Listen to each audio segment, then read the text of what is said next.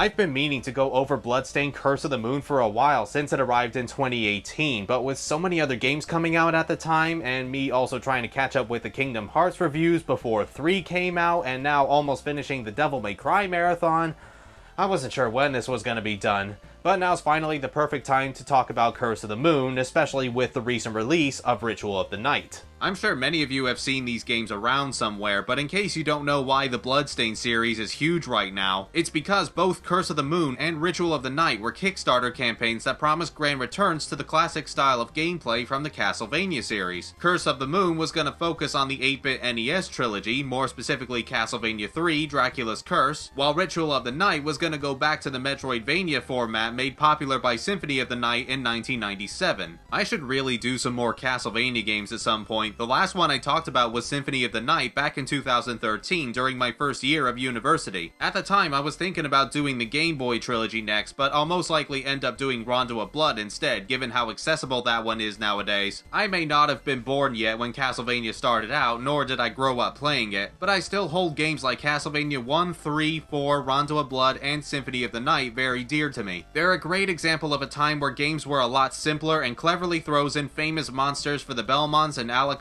to give an ass whooping. As for Bloodstained, it helped a great deal that both games were going to be created by former Castlevania producer Koji Igarashi. While Ritual of the Night was the main attraction to the Kickstarter campaign, one of the stretch goals pledged to also release a short little prequel game, which is what Curse of the Moon became. Not totally unlike Metal Gear Solid 5 Ground Zeroes, but I think Curse of the Moon's got more going for it than that game did. What also helped for Curse of the Moon was that it was being developed by Inti Creates, ex-Capcom employees who were responsible for creating a fair number of games in a retro 8-bit style, like Azura Striker Gunvolt, Mega Man 9 and 10, and Blaster Master Zero. Inti Creates assisted in the early stages of Ritual of the Night as well, but they would eventually drop out to put all of their attention on Curse of the Moon. The plot's pretty much as basic as your average old-school Castlevania title. You start off playing as a man named Zangetsu who's been given the Curse of the Moon by demons that roam this world. What the curse actually does, we're never outright told. I'm not sure if Ritual of the Night covers that at some point, but it sounds bad, so Zangetsu makes it his mission to cut down every living demon, including a Dark Emperor that lives inside a castle and is named Gremory. Oh, come on, that's not an all-powerful monster from hell, that's a 40-year-old living in his mother's basement. I can just hear his mother shouting, "Gremory, are you seeking world domination again? Come and eat your dinner first!" Still, Gremory may not be Dracula, but he can defend himself pretty well. Sure enough, however, he gets vanquished by our heroes, or hero if you decide to play just as Zangetsu, and your reward is observing the castle over the horizon, though you never actually see it crumble. It's beat for beat traditional Castlevania, just instead of hunting vampires, ghouls, mummies, and werewolves, you're hunting demons. But that's not the only thing borrowed from Castlevania. Everything from controls, environments, and gameplay are structured very similarly to how Castlevania games were in the NES era. Granted, technology's improved tremendously since the late 80s, so stuff like parallax scrolling would very rarely have ever been possible to put on an NES cartridge, but the characters still move and play like the Castlevania games of yore. This includes a one-directional jump, attacking horizontally, and yes, even knockback makes a return. Still just as bullshit and rage-inducing as it's ever been. Luckily, for those of you who don't enjoy having knockback, or if you think the enemies hit just a little too hard, you can switch to the casual difficulty at any time, but I personally stuck with a veteran setting. I'm not really one for choosing easier difficulties than what's considered normal. Like the older Castlevania titles, your goal is to jump across platforms, climb tons of stairs, and kill any demons in your way as you reach the end of the stage to fight a boss. Controls should be easy to grasp if you've played any of the classic Castlevanias, but if you're new to the controls, they may take a while to get used to. Though unlike the NES games, you can jump on the stairs to make easier getaways, but for some reason you can't jump off the stairs like you can in the later entries. However, making a much welcome comeback from Castlevania 3 are the recruitable characters. There's Miriam the Shardbinder, which means she harnesses powers from demons in the form of crystals, but she chooses to use them for good and even carries a whip just like the Belmonts. Miriam's also able to slide under tight crevices and has a higher jump than the other characters, though that can sometimes mess you up when hopping across bottomless pits. To no one's shock, she's my favorite of the characters, and I'm glad she was chosen as the main protagonist for Ritual of the Night. Then there's the alchemist Alfred, who's the Sypha Belnadas of the group as he uses magic spells to expel the enemies, but has a pathetically short reach when it comes to whacking them with his staff. And finally there's Jeeble, who's just straight up Alucard minus the name. He doesn't fire balls directly in front of him in 3 directions, but he instead uses bats that peer above him, and Jeeble can still turn himself into a bat to bypass any obstacles you don't feel like dealing with at the cost of weapon energy. Oh yeah, believe it or not, the hearts aren't ammunition for your sub-weapons anymore. They now act as health like it should have been in Castlevania games, and yet it's still so bizarre to see. Ammunition now comes in these blue jars, and the sub-weapons are just as cool as the games that inspired Bloodstained, and the lanterns holding them are now mercifully distinguishable by making them purple, so no more accidentally giving Miriam that sucky-ass throwing knife nobody uses, especially when her scythe does a better job and even comes back to you. But Miriam's triple daggers are great too for handling enemies and bosses too high to reach, and the axe does a fantastic job with some of the bigger brutes like these golems. Alfred's spells can be pretty useful in certain situations too. The fire wheel makes it easier to get through hallways full of enemies without having to worry about taking damage, and the ice projectile can freeze absolutely anything, even bosses, which makes certain sections a breeze, literally. But nothing beats the rare lightning spell. It homes in on enemies and you can unleash a few of them at a time. Incredibly handy with some of the more annoying bosses. The only one I didn't get much use out of was the hologram spell. It wasn't terrible, but it doesn't compare to the other spells in Alfred's arsenal. Jeeble unfortunately doesn't have any sub-weapons to speak of, but Zangetsu's sub-weapons aren't too shabby either. He can carry a whip that he cracks upward diagonally, but for some reason not in any other direction. There's the magic charm that's basically the holy water from Castlevania, and demon essence that doubles your attack power for a limited time and can even be carried over to another character while it's equipped. And speaking of swapping characters, unlike Castlevania 3 where it would take its sweet time to do so, in Bloodstained it's almost instant, and one feature I absolutely love is that each character has their own separate health bars. So if you're struggling to tackle an area with one character, switch to another one and you can take a few more hits, and you'll only lose a life if all of the characters perish. Swapping characters is also necessary to take any alternate paths and shortcuts you want to take, but they all reach to the end of the stage anyway, so it doesn't matter if you miss one. Although some paths can lead to permanent upgrades like increased health, weapon points, strength, and defense. You have to make sure you have the required characters in hand, however, and if you don't, then you'll have to purposely kill all 4 characters and lose a life, which is a bit of a pain. None of that will matter though if you don't decide to recruit those characters in the first place. Curse of the Moon has multiple playstyles to choose from with radically different endings, and as a result, it thrives on replayability, but I think it's done in a good way. Completing the game with all 4 characters grants you the normal ending where Zangetsu sacrifices himself to defeat Gremory, but transforms into the new Dark Emperor as a consequence. Doing it this way also unlocks Nightmare Mode, where Miriam, Alfred, and Jeeble have to go through each stage again to put an end to Zangetsu and reach the true ending, very similar to the Ghosts and Goblins series. The true final boss is no joke, but it's cool that there's actually something new to face at the end of all that retreading. Oh, and I love this. Instead of going up the stairs to Dracula like in Castlevania, you're going down the stairs to fight Zangetsu. It's a small change, but I found that pretty amusing. If you feel like soloing as Zangetsu though, then you can always decide to ignore the other characters and get a neutral ending, or you can straight up murder them and steal their souls to earn different powers, like an arcing sword slash, a double jump to reach places you couldn't before unless you had Miriam or Jeeble, and a sprint ability to zip past certain sections and get even more jumping distance. This concept apparently acts much the same as Soma Cruz from Castlevania Aria and Dawn of Sorrow, but I've not played those ones yet. Regardless, this makes Zangetsu a hell of a lot more fun to play as, whereas before he was sort of lacking compared to the other characters. Unfortunately, the problem playing this way is that as well as leading to the bad ending where Zangetsu's desire for demon killing becomes too great and surrounds himself in darkness, becoming the new Dark Emperor anyway, the level design isn't accommodated very well with just Zangetsu. There's only so much you can do with just one health bar, and stages are a lot longer than the NES Castlevania trilogy, so I had some pretty miserable moments during this run-through. Stages 6 and 7 were the absolute bane of my existence with these limitations. The amount of bottomless pits and instances of knockback was already ridiculous with all 4 characters, but now that I've only got one character to control, sometimes overshooting my double jump and having such a short attack reach, I have not been so aggravated with a game in a long while. With the normal and nightmare modes, I had more lives than I ever had in the original Castlevanias, but with Zangetsu, I would lose them constantly, spending maybe 10 to 20 minutes going through a stage, only to get more game overs than I cared counting. The difficulty on the other modes is actually not that high compared to early Castlevania titles, and that's largely thanks to manipulating the character's abilities for various occasions. But this was an entirely different ballgame. If it does get too frustrating, then you can always use this Curse of the Moon menu to go back to previous stages and change the circumstances circumstances. Wait, how is that a curse? I'd kill for something like that. But if there's one thing I can give the solo mode praise for, is that conquering it unlocks ultimate mode, where Zangetsu has all of his acquired powers and can still recruit the other characters. This is easily the best mode in the game, even if it does make normal mode redundant. You've got the boss rush as well if you complete 3 different playthroughs, but I think ultimate mode is reason enough to get Curse of the Moon. In fact, that doesn't mean anything, because Bloodstained is still a great game to play no matter which path you choose. It's a gigantic love letter to fans of Castlevania and those who enjoy action platformers of the 80s and 90s. One single playthrough should only take less than 2 hours to finish, so $10 may seem a bit much for a game that short, but just sticking with one playstyle would make you miss about 2/3 of the whole experience. This is a game meant to be played multiple times, and I'd say this was a better experience building up to Ritual of the Night than Ground Zeroes built up to the Phantom Pain. So please support Inti Creates for their hard work, and hopefully that will encourage you to also try out Ritual of the Night. It's available on PCs, PS4s, Vitas, 3DSs, Xbox Ones, and the Switch, which is what I use for this review, and it works amazingly, as expected. Just don't get Ritual of the Night on the Switch yet until the updates come out, and with any luck improve the optimization and performance issues it's plagued with.